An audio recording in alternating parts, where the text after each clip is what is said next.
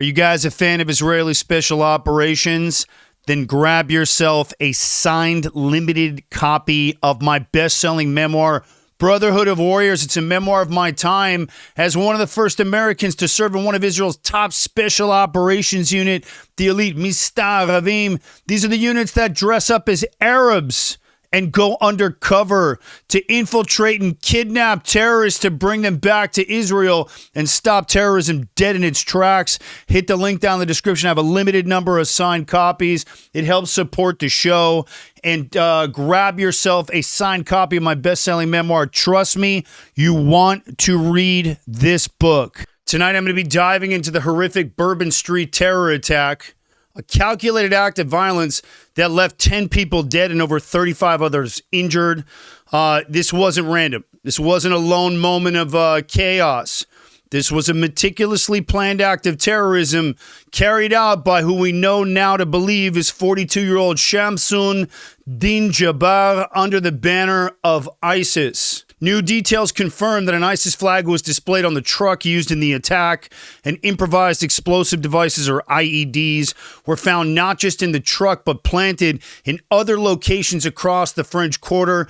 The FBI is now investigating this as an act of terrorism. This wasn't just one man. Authorities believe this was a coordinated plot involving up to potentially 5 individuals.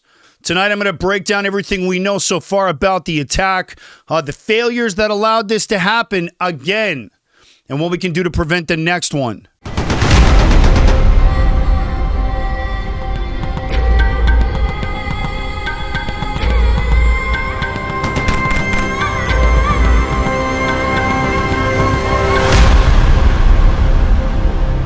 So here's what we know so far. At approximately 3:15 a.m. on New Year's Day, a driver plowed his truck into a large crowd at Canal and Bourbon Street in New Orleans. At least 10 people were killed, 35 others were injured, including 2 police officers. Injured victims were transported by New Orleans EMS to 5 local hospitals, with several still in critical condition. The attacker, Shamsun Din Jabbar, displayed an ISIS flag on the back of his rented Ford F-150 Lightning, which he acquired via Turo from an owner in Houston, Texas. Law enforcement tracked the truck as it crossed Texas, passing through Harris County and Baytown before heading east on the I-10 into Louisiana. The truck contained viable IEDs, and additional explosives were discovered planted in other parts of the French Quarter, indicating a larger plan to maximize casualties. Jabbar exited the truck after the attack and engaged in a gunfight with responding officers. He also opened fire on the crowd. He was fatally shot while 2 officers were injured and are now in stable condition. Officials now believe this attack may have been a coordinated plot involving up to 5 individuals. The revelation of multiple suspects changes everything for me here. This wasn't just a lone wolf attack. The planning required to plant explosives, secure stolen firearms, which is what we're hearing now, and coordinated such a devastating attack points to a larger network at work here, in my opinion. Authorities are now racing to identify and locate these accomplices before they can strike again. Now, let's not forget, these weren't just numbers. These are real people. These are mothers, fathers, friends, people just out having a good time whose lives were tragically cut short. One victim was celebrating their 30th birthday, while another was a local teacher known for their dedication to students. These are the stories that remind us what's at stake here when this terrorism isn't handled quickly, professionally, and properly. Now I want to break down the tactical side of this thing. Some failures here. We're way too far into this terror game for this kind of nonsense. First, the barriers. Hydraulic barricades are designed to prevent exactly this kind of attack. Their failure here allowed Jabbar to carry out the first phase of his plan. And whether it was due to mechanical issues, human error, negligence, this was a catastrophic failure that costs lives. This is about multi-layering, and those bollards are the first piece. Second, the explosive and weapons. Jabbar's truck contained viable explosives from what we're understanding here, and additional IEDs were found in other locations throughout the French Quarter.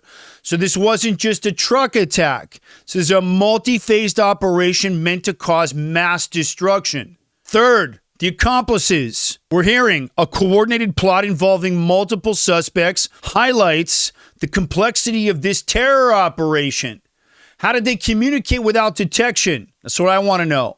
What roles did each individual play in this terror attack? And most critically, is there another one coming? Hey, are you guys a fan of my show? Do me a favor. Help support the show and become a Season 1 sponsor. Hit the link down below. Grab yourself a mini sponsorship package.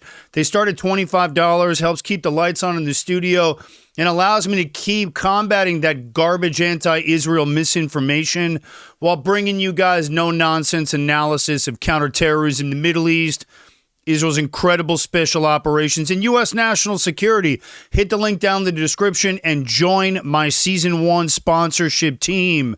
Appreciate you guys. This episode of the Aaron Cohen Show is sponsored by the Cherries Tactical Black T-shirt. If you guys are looking for the perfect black T-shirt to wear under your fatigues if you work in law enforcement or the military, or just to run under a flannel like I do, or just wear them with a pair of jeans, you finally have the perfect black T-shirt. Hit the link down in the description. Grab yourself one of these bad boys. They fit and are cut perfectly, 100% cotton. Perfect black T-shirt for going out and for breaking up the print. If you carry concealed, helps break up the printing when you're off duty or carrying plain clothes. Hit the link down in the description and finally grab the perfect black T-shirt. What do we know about these guys? Where's the intel? Fourth, the immediate response. Law enforcement acted quickly to neutralize Jabbar. Hats off to New Orleans PD engaging in a gunfight that ending and dropping this idiot. 2 officers injured, now in stable condition. Bravery saved countless lives. Give them medals. They brought it that morning, and good for them. Hats off to them. I salute you. But for me, the attack raises serious questions about the prevention and the preparation here. There's too many red flags and too many failures in that pre-rollout that I think could have been prevented. Now let's get into that. So how do we prevent this from happening again? Here's where I'm at with this, and here's what needs to change. There's no point. There's no point on just talking and standing on the soapbox. We're about solutions here on the Aaron Cohen Show. Let's start with 1, infrastructure audits. Every city hosting large-scale events have to make sure they've got protective measures like barriers, bollards, and that they're tested before the event begins. The barriers fail, there's no point on even having them in place. 2, enhanced weapons and rental monitoring. Jabbar's use of stolen firearms in a rented truck, that's all kinds of red flags for me. And platforms like Turo and rental housing providers like Airbnb must work with law enforcement to flag suspicious activity. But we need to show them what's suspicious. 3, real-time intel. Jabbar's movements across state lines, his possession of explosives, the involvement of multiple suspects had to have raised red flags, and if they didn't, it's a problem. Intelligence agencies and local law enforcement need better coordination to track potential threats and act on them faster.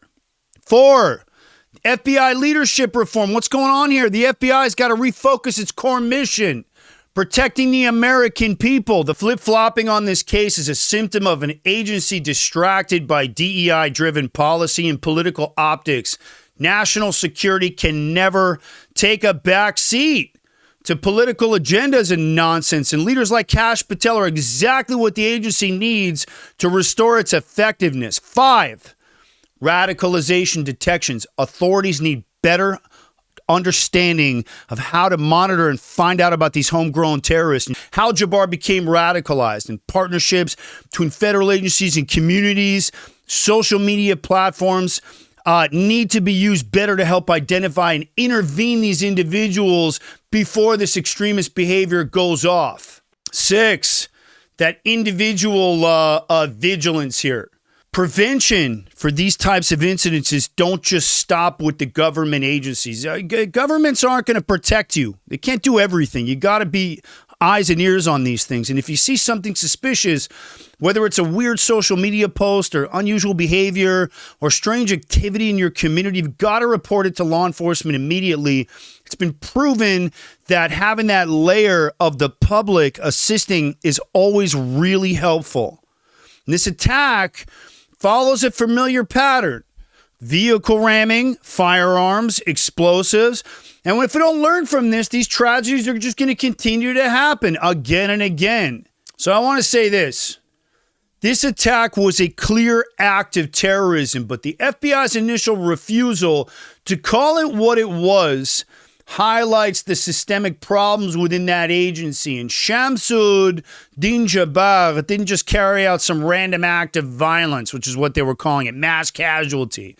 He followed a deliberate and deadly ideology. He carried an ISIS flag, explosives, and a stolen weapon, and he used them to spread fear and chaos. And that is terrorism.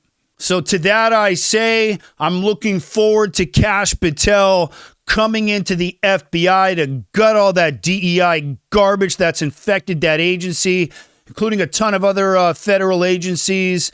Guy's got the vision. He's got the courage to bring real reform to the FBI to get it back to what it's supposed to do, which is protect the American people. Terrorism thrives on complacency, and we can't afford to be complacent. And public safety isn't just about reacting to attacks. It's about preventing them. Lives depend on it, and that's how this terrorism or counterterrorism apparatus works. I want to thank you guys for watching this one. This story still very developing. Going to keep a close eye on it. We'll add more and come back to it. Want to thank you guys for watching this one. And remember, if you're a fan of the show, help support the show by becoming a Season 1 sponsor. Hit the link down in the description. Grab yourself a mini sponsorship package. Start at $25. Helps keep the lights on in the studio and allows me to keep combating that anti-Israel garbage misinformation while bringing you guys cutting-edge analysis of the Mideast, counterterrorism, U.S. national security, special operations. Appreciate you guys for watching this one. The Aaron Cohen Show is brought to you by the Cherry's Deep Concealment Holster. This is the same holster I trained Keanu on for the John Wick franchise. It runs below the waistband, means there is zero digging into your gut and will never fall off you if you have to go hands-on. Fits all double-stacked 9 and 40 Glocks, ambidextrous, fully adjustable clip for the ride height if you want to bring it up or drop it down.